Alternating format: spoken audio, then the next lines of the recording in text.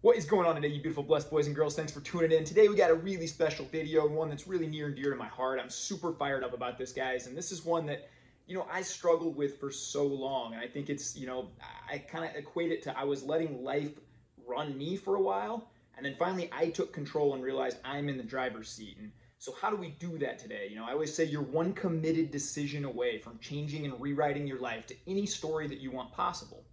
But so often we go through life where we feel stuck. And I did it for a long time. I worked a job I wasn't super passionate about. I felt stuck in that, like I couldn't change things. I was always low energy, always tired, always complaining, kind of wondering how I got in this spot in life. And I just felt stuck all the time. And I would see these people that looked happy, that, maybe were more fit and had more energy than I had, that, had a better bank account or had the freedom of time, or, they were better husbands, dads, all these things. And I thought, man, they must just know something I don't know. What is it? Is it this big complex formula, or what is it? And so, I'll never forget the day that I just decided, I don't care, I don't have these cheat codes or whatnot, but I am going to create the life of my dreams just by sheer will and by work. So I want to go over that one day there, kind of some rules I laid out for myself, and share maybe a few of these little cheat codes along the way to help you realize you are never stuck. You're always one committed decision away from rewriting your story and living the best life. So let's jump into it. I remember that day like it was yesterday. It was a Sunday afternoon. I had worked 6 days that week. I was currently managing largest bank in the US. And boy, I was a martyr. This was the big thing. I was always a victim, always telling my wife, my boss had it out for me. The clients were mean to me. The staff's always calling in sick. I was a victim of my circumstances and always complaining. And I'll never forget this day. It was a very nice day out. My wife and then 18-month-old daughter kept inviting me out to play 3 or 4 times. I was just determined. I laid on the couch. I ate an entire bag of Cheetos and barbecued chips and ate a pizza and just kind of moped the entire day. Anytime they would ask to play, I'd say, don't you remember what I went through? I just worked a 6-day week. I'm, this and that, and just determined to be miserable for myself and also to make anybody else around me miserable. I'll never forget how that night ended. My wife, I was still laying on the couch like 10 o'clock. Daughter had been in bed for a couple hours, and my wife just walked out and just kind of said something to the effect of, Ty, you're never stuck. We can work on this together. If you're not happy with where you're at, you're never stuck. I love you, and, we can get to work on this as soon as you're ready to, and just kind of went into the bedroom. Something really deep just rose up in me that night. I'll never forget. I instantly burst into tears when she left the room and just kind of had this deep guilt and this conviction of, I'm not living the life I'm supposed to live. I'm not being who I'm supposed to be. So I literally probably spent the next 2 hours in tears, sobbing, just went and got a notebook and started writing down the man that I was going to be and some steps to get there and to take it. And just on my knees that night, I decided I'm making this one committed decision to change my life. Everybody says a lot, I'm going to change my life. Yeah, I'm going to do this. I'm going to start the business. I'm going to do this. I'm going to do that, get myself in shape. Not that many people follow through. And so today what I want to go through is the steps that I took to actually go from this guy that was on anxiety meds, this guy that weighed 149 pounds, skinny, fat, no muscle, to kind of get a more of a body I desire, to get the relationships I desire, to be my own boss and eventually quit that job. So I want to go over those steps that it takes to get to that today. And hopefully you can apply these things to your life too if you ever feel stuck, or if you just don't feel like maybe you're just living a mediocre kind of existence. I had a good job, right? I was managing a bank, making good money. On paper, had a good family, a lot of these things, but I knew deep inside me I was created for more. And most of the days I would wake up and I honestly, I hate to admit this, but I couldn't wait till the day was over, till I could just zone out, watch Netflix, kind of escape. Escape with alcohol, escape with pornography, escape with TV shows, escape with sports, escape with food. And so I wanted to create a life that I didn't need to escape from. And so how do we do that today? Well, step 1, and I just alluded to that earlier, that is get out a notebook. Get this stuff on paper. Guys, we got 50,000 thoughts, 40,000 thoughts a day, according to some people. And if you are not getting them out on paper, they're just daydreams. Then they're just floating around out there. Once I got serious about this and said, I'm literally going to change my life, I started writing down the changes I was going to make and the steps I was going to make. Those first couple were, I'm getting up every day at 5:05. I don't care if my daughters woke me up that night. I'm going to get up before my family early, and I'm going to start doing just a couple things of gratitude, chugging a water, and getting to the gym, getting a workout in. Those are my first steps. That's what I wrote down. And then I told my wife, this is what I'm going to be doing the next day. Then it's just getting up and executing it. You already have it on paper. It's already a plan set. So that's step one. Get out a notebook. Write down some of these goals. Write a letter to yourself a year from now. Who are you going to be? Why are you proud of yourself for getting up every day and executing this? Read that back every month and remind yourself why you're going for these goals. Number two, and this is just a common mistake I see so many people make all the time. I get really fired up for 3 weeks, Ty. I hear this constantly. Man, I made 1,000 changes. I was living on fire, and then all of a sudden the motivation falls off, right? And too many people just try and make 1,000 changes at once. Well, I've never ran before, but I'm gonna start running 7 days a week. I'm gonna run a marathon. Well, I've never lifted weights before, but I'm gonna go to the gym 6 days a week and get shredded. Dude, what happens is you just burn out, right? And so you gotta make a couple key changes at a time, solidify those as forever habits, and then stack the next one and stack the next one. When I was starting out, the first thing I wrote is, you know what? I complain all the time. I'm a whiner. I'm low energy. What am I going to do for that? Okay, I'm going to start a gratitude journal. So I said, at a minimum, every day, I'm going to wake up and write 3 things I'm grateful for. This takes me less than 1 minute. Now, many days I do write more than 3, but I'm committed to myself to writing at least 3 things I'm grateful for, and then spending 30 seconds in a prayer or visualization, whatever you want to call that, just kind of thanking God for the new day and saying thanks for the blessings around me, and help me to focus on those. Help me to focus on what I have, not what I lack. So that takes me under a minute to do. That was one non-negotiable thing I set. I am now over 4 years and 1 month without missing a day of that. The other priority I set out was just to hit the gym, right? Or get some kind of movement in. Now, I wasn't saying, man, I want to put on 50 pounds of muscle and deadlift 600 pounds and all. I just wanted to get there.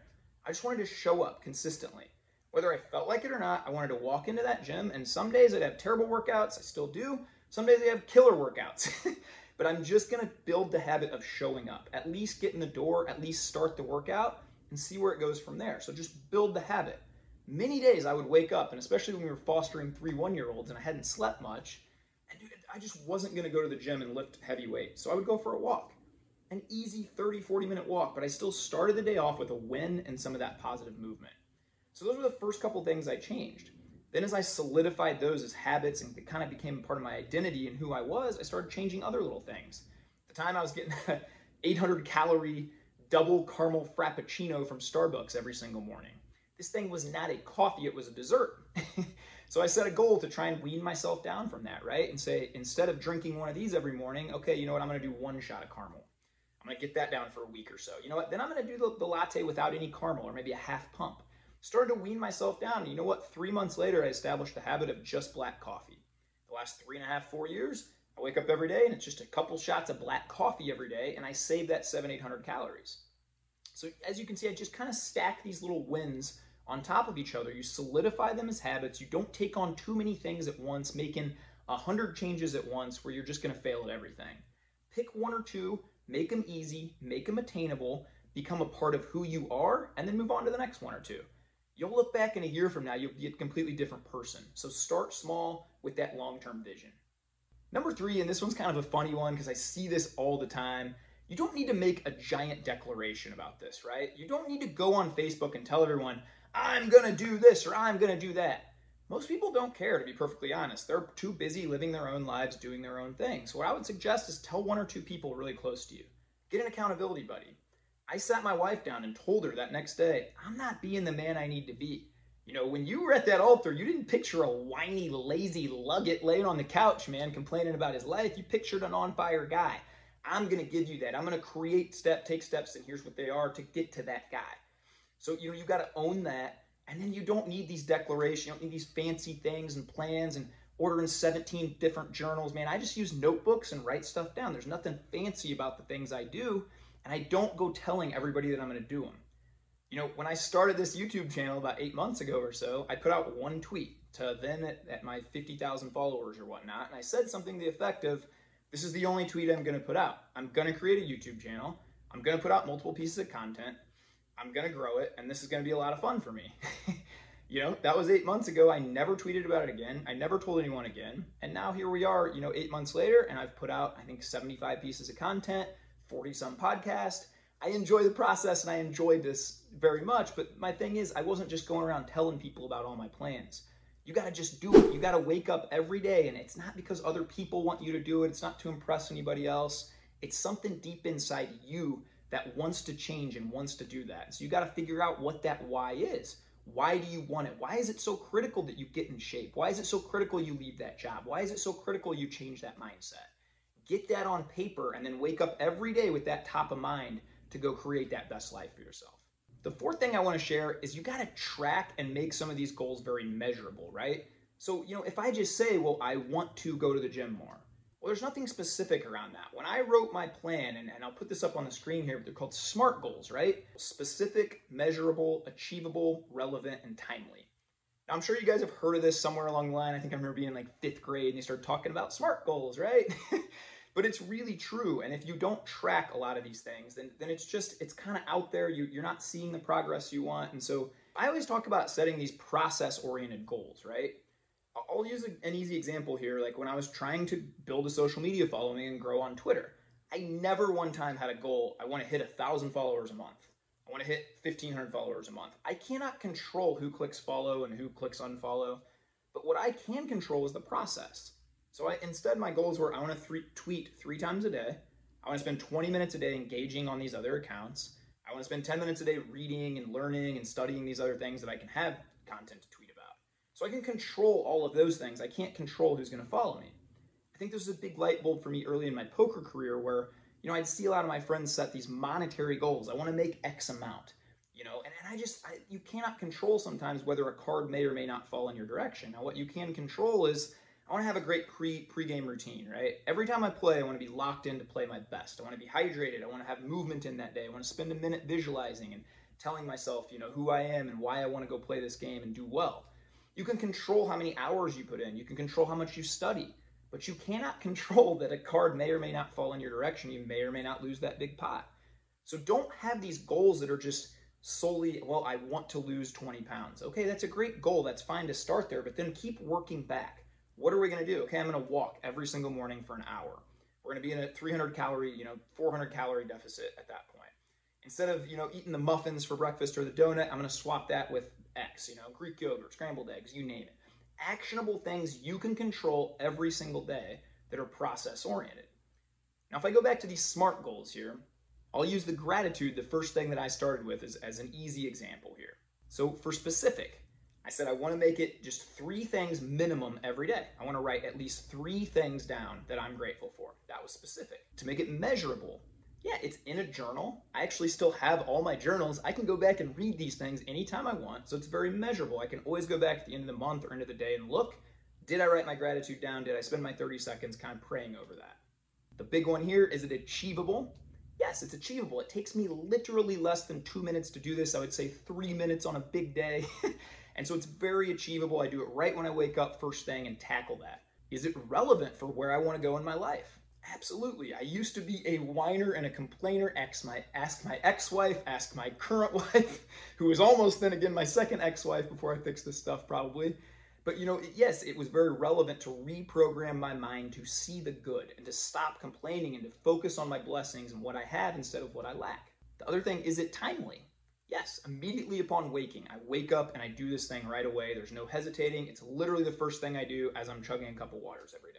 So you can see by that little SMART goal routine, I have this system down of these are the ways I'm going to do it and tackle it, and I suggest you do the same. Number 5, and the last thing I really want to get to, guys, and I want to emphasize this a lot, it's never going to be a linear, straight up thing, right? Like from the day that I decided, man, I'm going to change my life, it was not just smooth sailing. We still had and still do have bumps in our lives and our relationships. We have seasons of struggle and times when things are just harder.